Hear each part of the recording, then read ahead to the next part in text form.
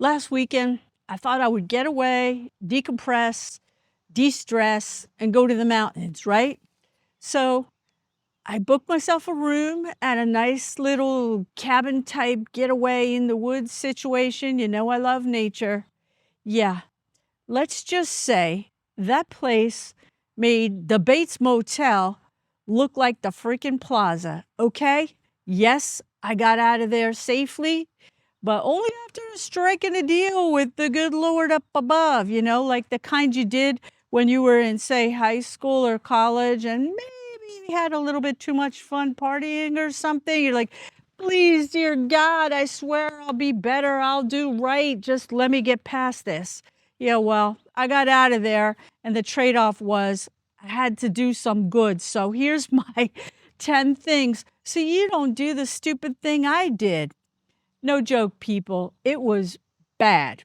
Let's talk about it. I'm going to give you 10 things, and I'm going to tell you a little bit about my lovely experience for de-stressing. Yeah, right. All right.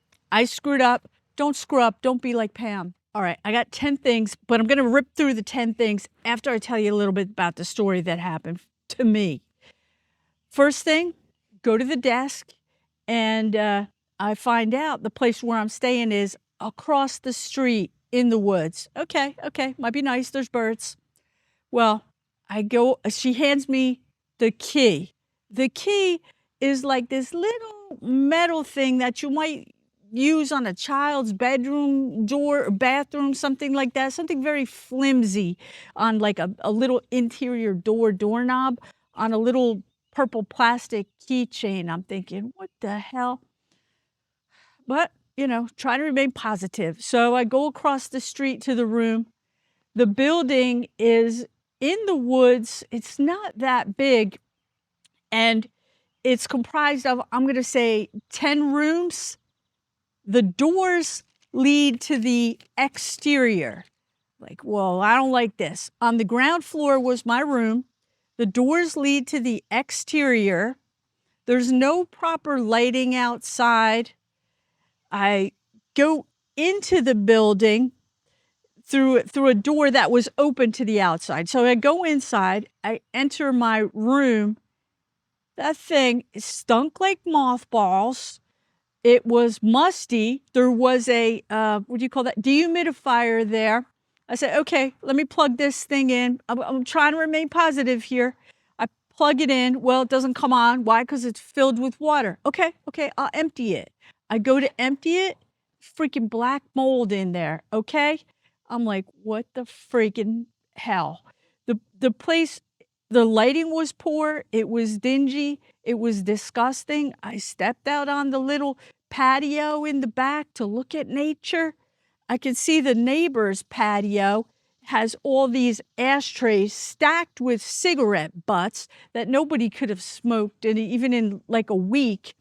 So I'm just like, what the hell? I go back in the room and I'm looking around, just trying to be like, Nugget, you know, can we please stay here? I got you. You're a pit bully type dog. You can protect me. And I'm telling you, people, I had visions of Chucky from Friday the 13th and that the stab sound. This is what's going on with me, right? And I'm like, no, man, this place is not safe. It's giving me like fugitive / crack dealer vibes. And honestly, I got the hell out. I went back to the desk and I'd stayed in that room like a whole 15 minutes. Not even Nugget could get comfortable. I was like, I can't do this. This is not safe. This is not safe for a single 60-year-old woman to be in this place overnight. No. Another thing too, at the desk, they said, nobody's on staff in the evening, so if you need anything, call 911. I don't even think there was a phone in the room, and I don't think the cell service was too hot in that location either. It was a mess, guys. I'm lucky I got out of there. I really feel that. But I went back to the desk, and I just turned in the key. I wasn't going to fight, argue. I'm almost 4 hours from home. It's 3 in the afternoon on a Saturday. But my safety comes first, and it should for you guys always. And I just said to her, listen, I'm not complaining. I just need to give you the key back. I can't stay here. It's not right for me. That's all I said. This woman knew. She knew the place was whacked because without questioning, no argument, no nothing, she gave me back my money, okay? It was over $200. I didn't go for some $50 place here. I don't know what the hell was going on, but in exchange, I promised God I would do something good if he got me out of there safe. So let me give you the 10 tips because they're for real. Next time, I'm putting this on my refrigerator because I need to listen to my own dumb self. Believe me, it's not good. You can't play around. 60-year-old woman by herself traveling, yes, that's okay, but you can't be a jackass. All right, the first thing, always trust your gut. If you're somewhere and you're getting bad vibes for whatever reason, I don't care if you're going to lose money. I don't care if you're going to have to like call a friend and beg for some, whatever, a credit card number to have them help you out. Whatever you need to do, do not think of anybody else. Don't question yourself. Listen to your gut and get the heck out of there. Safety is number one, always, no matter what. All right. Number two, don't be on the ground floor, okay? Never. Don't do it. It's not worth it. Don't give people the opportunity to do the wrong thing. Stay like, if you can, above second, third, fourth, fifth, something like that floor so that you can get the hell out in case there's an emergency. You can get out quickly. Sorry, I'm sweating. It's hot here in New Jersey. Third thing, no doors leading to the outside like that. You want interior doors, okay? We talked about that. Why? You don't want people busting in there. You don't want to have to worry about it. You're there to rest and be safe. Fourth thing, look for safety cameras in the hallways and above the doors and lighting in the hallways and entrances. This joint I was at, there was no lights like the kind you walk at and the big spotlights come on and stuff. Number 5, the locks should be modern, hopefully electronic. Inside you want deadbolts and the safety door locks. Check the windows that they're all newer and secure. You're able to feel like Fort Knox in that place, okay? You don't need to be trying to rest and wonder who's going to be creeping through the window. That's not right. That's not for you. Get the hell out if you got that. Number 6, when you're traveling by yourself, put the do not disturb sign on the door. You don't need the maid coming in to get your towels and stuff like that. You just grab them yourself and take them to your room. Don't invite any trouble. Do not disturb on the door. Let them think you're in there doing whatever with your big boyfriend. If you're or girlfriend, whatever. If you're traveling alone, you don't need to advertise it. Number 7, don't stay in those secluded places. And you know what? This rule is locked in for me at this point.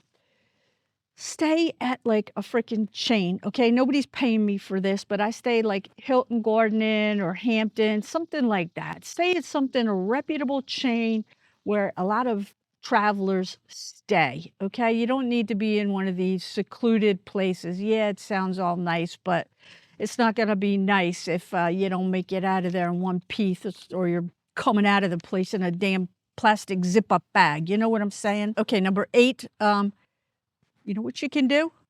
Book for 2, even though you're just 1. When you're booking a hotel online or something like that, they don't charge you extra. Say there's 2 in there. Nobody needs to know your damn business, okay? And listen, when I was younger, so I might have been a little better looking at the time, I would wear a ring, okay? When I'm sitting down having some dinner or something like that, and somebody's checking me out, they use 2 people. Doesn't hurt to have that little ring on. Just saying. Don't invite any trouble. Number 9, you don't need to be advertising to anybody that you're traveling alone, okay? Your partner's in the bathroom, you're waiting for him, you're waiting for her, whatever. Number 10, make sure the front desk is staffed 24/7. None of this nonsense like those people at that place I was at. Yeah, we're done at like 6, so if you need anything, just call 911. What in the... No, when you're traveling by yourself, you don't need to do this. I don't know. You know, I'm not 20 years old saying it's some youth hostel with my backpack. All right. So listen, that's my story. Learn from me. Don't be a Pam. Take good care. Be safe. Get out there, travel, live your life, but be safe. at all costs. Take care.